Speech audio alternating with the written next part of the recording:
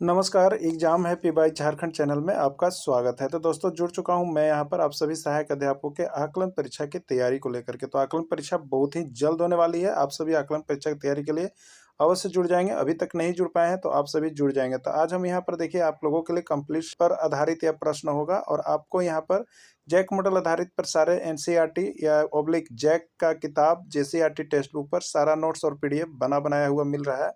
आप सभी यहाँ से अभी के अभी परचेज करके जरूर पढ़ लेंगे। सारे सब्जेक्ट का नोट्स आपको सब्जेक्ट वाइज जो है 30 रुपये में परचेज कर सकते हैं यहाँ से, चाहे जिस सब्जेक्ट का आपको जेसीईआरटी टेक्स्ट बुक का नोट्स चाहिए, क्योंकि जैक ने स्पष्ट कर दिया है कि पाठ्यक्रम पर आधारित सारे प्रश्न ही आपको पूछे जाएंगे। तो आप पाठ्यक्रम जो आपकी टेक्स्ट बुक चलती है उस पर आधारित सारे नोट्स हाथ से लिखा हुआ बन गया है। आप यहाँ से जरूर परचेज कर लेंगे तो 30 रुपीज़ में आप खरीद सकते हैं और यहाँ से पढ़ सकते हैं। और सारे महत्वपूर्ण वैसे ही प्रश्नों को केवल आप देख सकते हैं जो आपके आकलन एग्जाम में आने वाले हैं और 351 रुपये में पूरी क्लासेज कर सकते हैं। प्यारे शिक्षक बंधु, तो हम आप लोगों के लिए देखिए यहाँ पर क्लास 8 एक्सरसाइज 4 लेकर के आए हैं भूगोल का।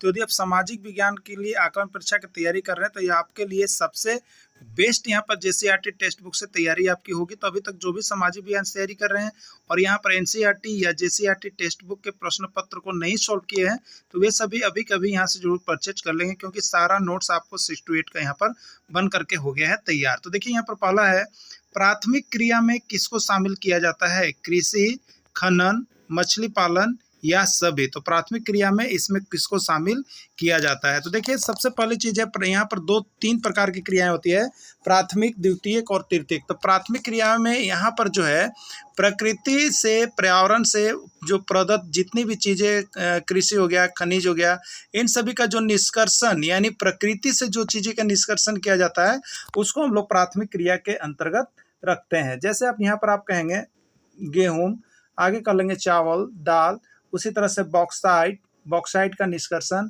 यहाँ पर क्रायोलाइट का निष्कर्षण, अभ्रक का निष्कर्षण। तो ये सभी चीज़ें जो प्रकृति से हम पहली बार जो निकालते हैं, निष्कर्षण करते हैं या उत्पादन करते हैं, वो सभी प्राथमिक क्रिया के अंतर्गत आती है। ठीक है, तो इसमें प्राथमिक क्रिया के अंतर्गत कृषि भी आ गया, ठीक है, खनन भी आ गया, मछली पालन यानी सभी। इसका राइट आंसर इसमें सभी हो जाएगा। अगला प्रश्न है, प्राथमिक क्रिया, तो देखिए इसका नोट्स बनाया हुआ है आप लोगों के लिए जो यहाँ से नोट्स परचेज करते हैं। तो प्राथमिक क्रिया के अंतर्गत वे सारी क्रियाएं शामिल की जाती है जिनका संबंध प्राकृतिक संसाधनों के उत्पादन व निष्कर्षण से होता है। तो प्राकृतिक संसाधनों के उत्पादन एवं निष्कर्षण से जिसका भी संबंध होता है वो प्राथमिक क्रिया के अंतर्गत आता है। ठीक है, चलिए देखते हैं द्वितीयक क्रिया में शामिल कौन होता है। देखिए द्वितीयक क्रिया में वही शामिल होता है जो प्राथमिक क्रिया के फलस्वरूप जो नई चीजें बनती है, जो प्राथमिक क्रिया जिनसे उत्पादन हो गया और उत्पादन के फलस्वरूप जो नया चीजें उससे प्रोडक्ट बनाया जाएगा उसको द्वितीयक क्रिया में शामिल किया जाएगा। जैसे बॉक्साइट है, बॉक्साइट क्या है? ये अयस्क है और इससे क्या होता है तो निकाला जाता है और बॉक्साइट से अब वहाँ बाहर आने पर किसका होता है? एल्युमिनियम बनता है। तो प्राथमिक क्रिया जो हो गया उसके फलस्वरूप जो चीजें बनती है उसको द्वितीय क्रिया में कहते हैं। गेहूं, यहाँ पर गेहूं हम सबसे पहले उत्पादन करते हैं, अब गेहूं के फलस्वरूप रोटी बनता है तो ये द्वितीय क्रिया में हो गया।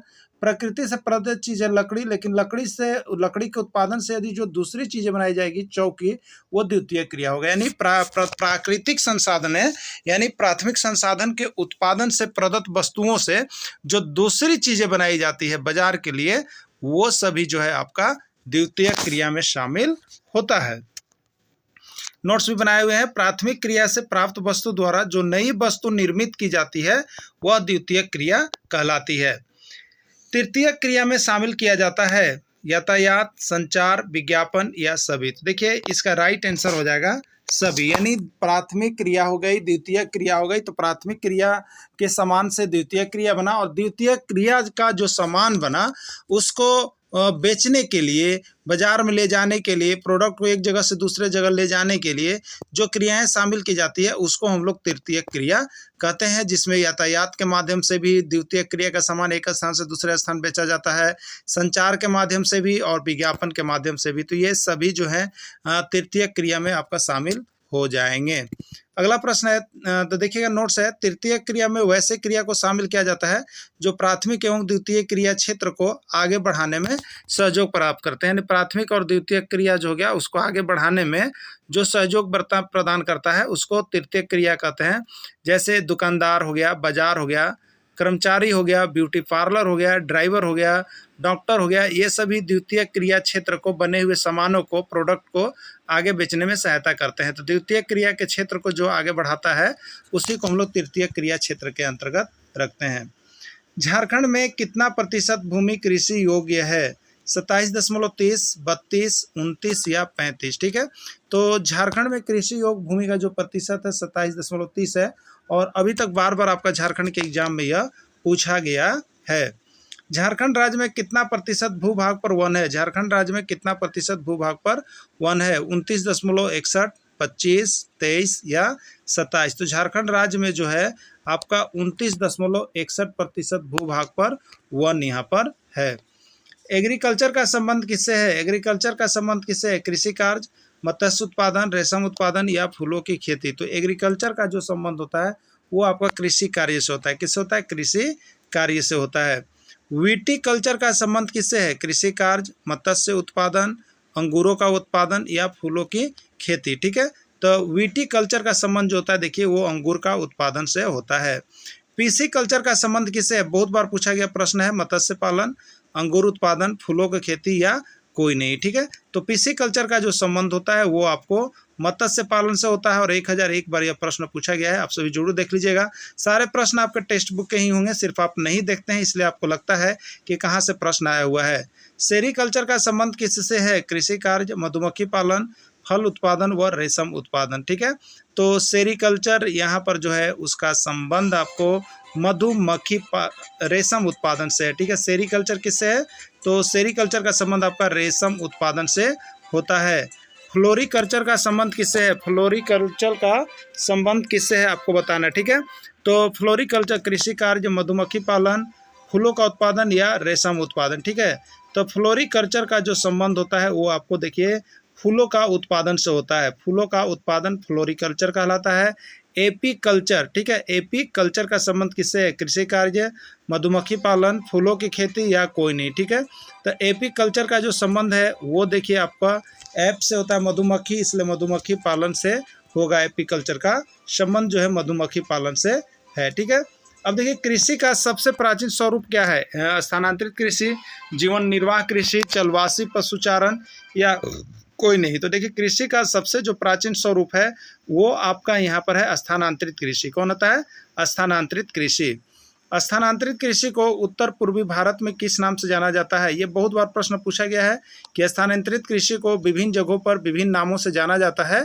तो स्थानांतरित कृषि को उत्तर पूर्वी भारत में किस नाम से जाना जाता है? झूम, रोका, दीपा या चेनो। ठीक है, तो स्थानांतरित कृषि को उत्तरी पूर्वी भारत में जो है वो झूम की खेती के नाम से जाना जाता है। स्थानांतरित कृषि को छत्तीसगढ़ में किस नाम से जाना जाता है? झूम, रोका, दीपा या चेनो। तो स्थानांतरित कृषि को छत्तीसगढ़ में दीपा के नाम से जाना जाता है। इसका राइट आंसर सी हो जाएगा। एकदम स्थानांतरित कृषि एक बार जरूर देख लीजिए क्योंकि यहाँ से एक प्रश्न आपको मिलना ही मिलना है। स्थानांतरित कृषि को ब्राजील में किस नाम से जाना जाता है? झूम की, चेनो की, रोका की या दीपा की। तो स्थानांतरित कृषि को ब्राजील में रोका के नाम से जाना जाता है। गेहूं का कटोरा कहा जाता है स्टेपिज को, वेल्ड को, प्रेरिज को या उत्तरी अफ्रीका को। तो गेहूं का कटोरा जो है प्रेरिज को कहा जाता है। मिश्रित कृषि कहलाता है। मिश्रित कृषि कौन कहलाता है? कृषि के साथ दलहन फसल, रबी फसल और खरीफ फसल साथ में, कृषि के साथ पशुपालन कार्य करना, कृषि के साथ उर्वरक उत्पादन करना। ठीक है, तो मिश्रित कृषि में कौन शामिल होता है? मिश्रित कृषि में आपको इसका राइट आंसर सी है। कृषि के साथ पशुपालन कार्य करना जो है वो आपको मिश्रित कृषि के अंतर्गत आता है। रबड़ का उत्पादन सबसे अधिक किस देश में होता है? मलेशिया, ब्राज़ील, भारत या फिलीपींस। ठीक है, तो रबड़ का उत्पादन सबसे अधिक मलेशिया में होता है।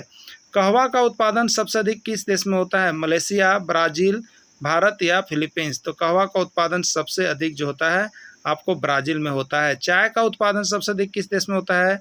मलेशिया, ब्राज़ील, भारत या फिलीपींस। तो चाय का उत्पादन सबसे अधिक जो होता है वो आपका भारत देश में होता है। नारियल का उत्पादन सबसे अधिक फिलीपींस देश में होता है।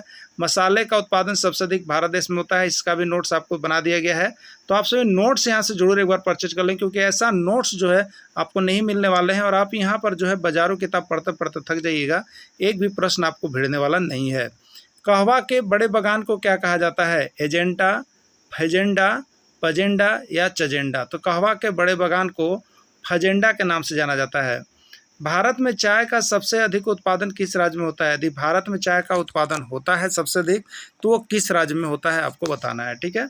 तो राइट आंसर असम होगा। असम की खुली चाय आप देखते होंगे, तो सबसे ज़्यादा असम में। सबसे अधिक नारियल का उत्पादन भारत के किस राज्य में होता है? अगर भारत में नारियल उत्पादन होता है तो भारत के किस राज्य में नारियल का उत्पादन सबसे अधिक होता है? असम, केरल, तमिलनाडु, पश्चिम बंगाल, किस में होता है? तो सबसे अधिक केरल में होता है। केरल में सबसे अधिक नारियल का उत्पादन होता है। सबसे अधिक कहवा का उत्पादन किस राज्य में होता है? भारत में सबसे अधिक कहवा का उत्पादन किस राज्य में होता है? तमिलनाडु, कर्नाटक, केरल या कश्मीर? तो सबसे राइट आंसर इसका है कर्नाटक। कर्नाटक में सबसे अधिक इसका उत्पादन होता है। तो मेरे प्यारे से बंधु, आप सभी यहाँ से नोट्स अवश्य परचेज कर लें, क्योंकि आपके टेक्स्ट बुक का बना हुआ है और जैक जो होता है टेक्स्ट बुक पर एग्जाम लेती है, इसलिए आप सभी टेक्स्ट बुक के प्रश्नों को एक बार अवश्य देख लेंगे, जिससे कि आपके एग्जाम में किसी तरह का कोई समस्या ना हो। तो आप अभी कभी हमारे मोबाइल नंबर से अवश्य संपर्क कर लेंगे। वीडियो के अंत तक जुड़े रहें, इसके लिए आप सभी को बहुत बहुत धन्यवाद।